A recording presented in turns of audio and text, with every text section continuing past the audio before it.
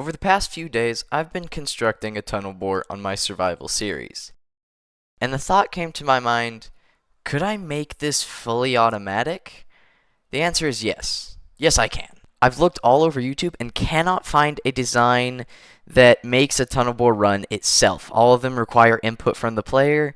So I invented my own that requires no input whatsoever and will fully run automatically. In this episode, I will be showing you how to build this tunnel bore and giving you a step-by-step process into how it works. To build this farm, you're going to need 3 ancient debris, 1 shroom light, 4 pistons, 8 sticky pistons, 7 observers, 1 coral fan of any type, 1 TNT block, 1 fence post of any type, 1 detector rail, 1 minecart, 2 slabs of any type, 1 wall block of any type, 20 slime blocks, and 5 redstone lamps. First, you're going to place your ancient debris 3 in a row, just like this. Then you're going to place a shroom light and an observer. After that, place a sticky piston here, go out 2 blocks, and place a regular piston facing here. Next, you're going to go out 2 blocks and place a wall. Then, place an observer directly facing that wall. Then, you're going to want to put your dead coral on top of this observer. After that, place your TNT directly on top of the wall block. Now, place a slime block here and a slab here. Then, place another slab here. Then, you're going to place 3 slime blocks just like this. Now, you're going to place a few blocks here and a piston. You're then going to put down your activator rail and your minecart. Now, activate this piston and then destroy it.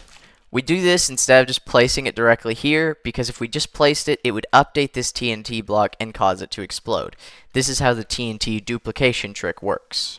Next, we're going to build the little machine that pushes this forward and causes the TNT to activate. First, you're going to go out 3 blocks and place a piston facing this way.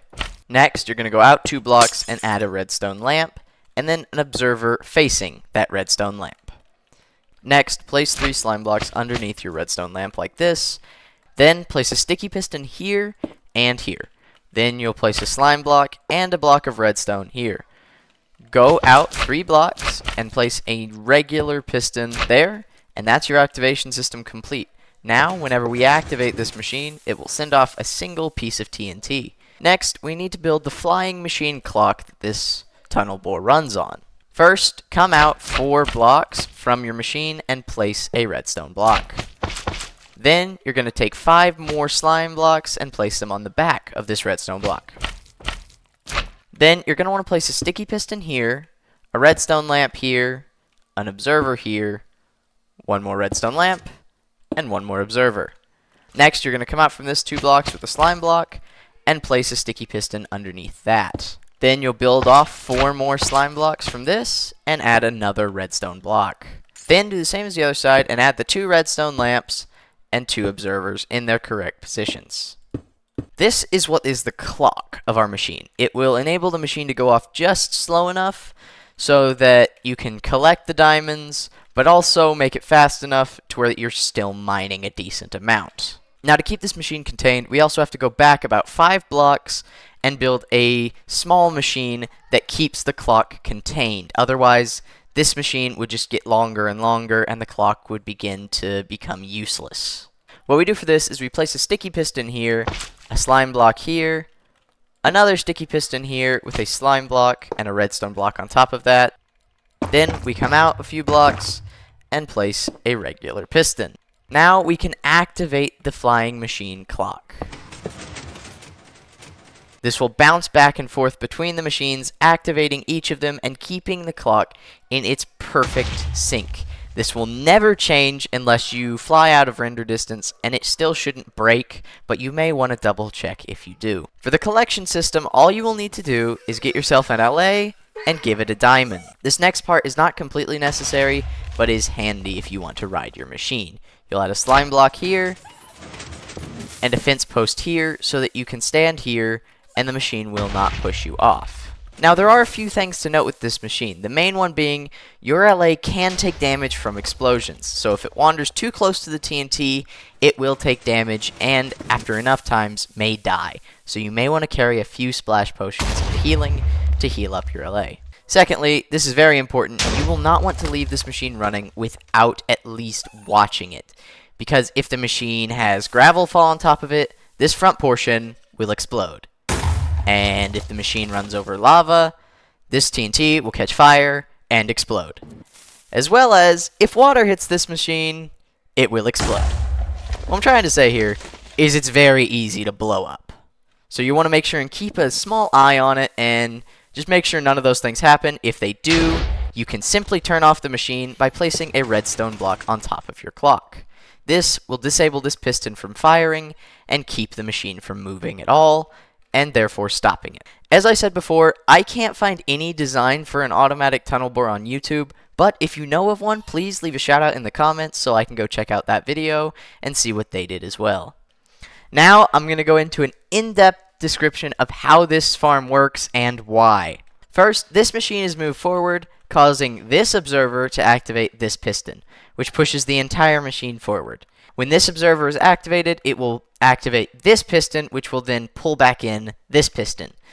And that keeps the machine at the correct distance. We use the ancient debris because it's a movable, non-exploding block, which is very helpful. And we use a shroom light because it keeps mobs from spawning around and has a higher blast resistance than glowstone. This part of the machine is a little bit confusing. This detector rail will power this block the entire time a minecart is on top of it and update this TNT. But the TNT doesn't get a full update until it moves, which is why we push it. And then this coral fan will keep the TNT from being fully updated, causing it to send a copy of the TNT to the end, while keeping this bit of TNT here, which allows us to have infinite TNT. These slime blocks and slabs are merely here to make the machine entirely move. If we didn't have them, the machine would leave bits behind and break. Now this bit is a bit more complex because it requires precise timing of things and block updates. This piston will be activated by this redstone block on the clock, which will push these blocks forward and then retract them, causing this block to get an update, which will then push this redstone block and slime block into this and pull it back. Whenever it's pulled back, this piston gets an update, and then pushes this entire system forward, causing this observer to activate and send off this bit of the machine. The reason we have this lamp here is just to make sure that this has a slight delay and difference, because if it didn't, these two would activate at the exact same time and the farm would no longer work. Now let's get on to the clock, which is extremely simple. It's just a regular flying machine, but we add an extra observer and 2 redstone lamps onto the middle to give it a longer delay. This way, whenever it bounces off of a wall, it will also be sent back into the other wall, allowing it to bounce back and forth, keeping its perfect timing in between these two machines. This last bit is also very simple. It's essentially just a copy of this bit, which this block gets pushed, pulling this block, and then pulls that back, updates this block, pulls this block, and then updates this block, sending this one block forward as well. This should be everything you need to know to build this farm for yourself. This is the first redstone tutorial I've done. If you want to see more designs and inventions, make sure and like and subscribe to the channel so you can keep up to date with everything I post. Also, make sure to check out the survival series by me and Jester Dragon Gaming to see these machines being put to use in an actual survival world. I hope you've enjoyed, and I'll see you in the next episode.